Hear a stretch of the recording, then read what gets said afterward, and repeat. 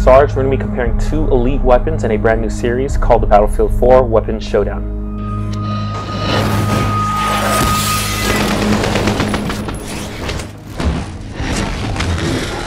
Two weapons we're going to be looking at today are the 338 Recon and the SRR-61, which are both bolt actions for the Recon class. Now you unlock these weapons in a series of progressions and kills that you get with bolt actions.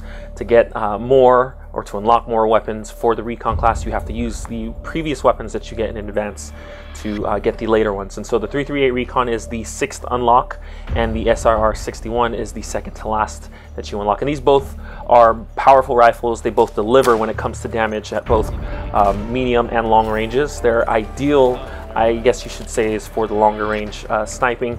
I would say the 338 Recon is more catered to an aggressive recon, whereas the SRR-61 is catered to the more defensive type, the player who likes to sit back and pick off as many kills as he can from a distance. Now they do share similar stats. Both the 338 Recon and the SRR-61 have the same maximum and minimum damage, as do most of the bolt actions do have in the game.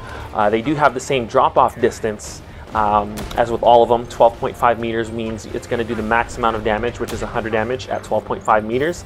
And then they both have the same drop-off distance at 150 meters, where you start to see the minimum damage come into play, which is 59 points. As with all the bolt actions, they also share the same upwards recoil, including the left to right recoils at 0.25 and 0.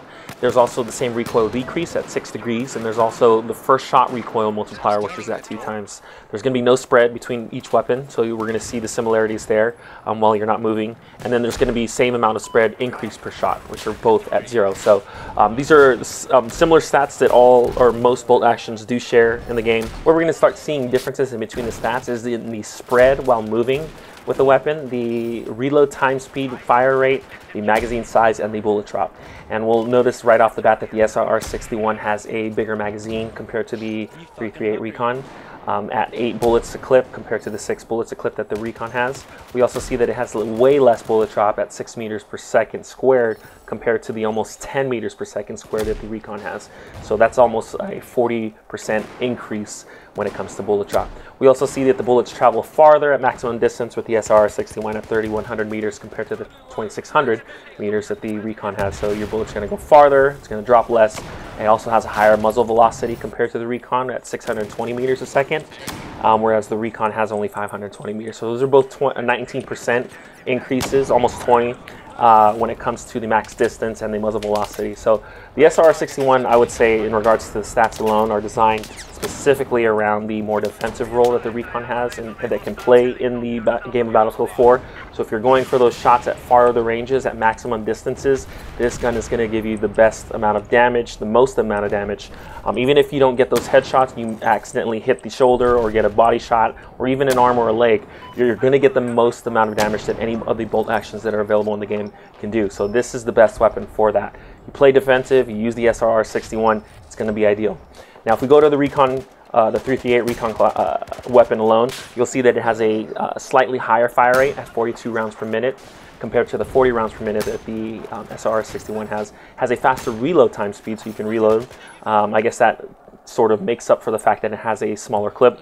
Then it has, this is where we start seeing a lot of the changes in between while you move with the weapon. So while you move, it's going to have a 1.125, which is a 25% lower spread compared to the 1.5 seconds that the SRR-61 has. This also happens when you're firing from the hip or when you're crouching, when you're going prone, when you're standing.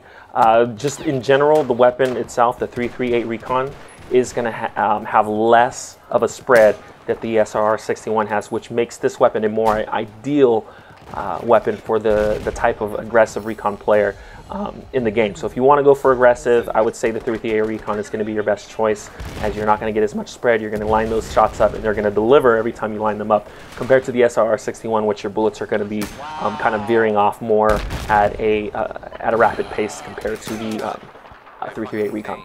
Now my experience using these weapons, I can notice a very big difference when it comes to them, whether I'm playing a defensive role or an aggressive role.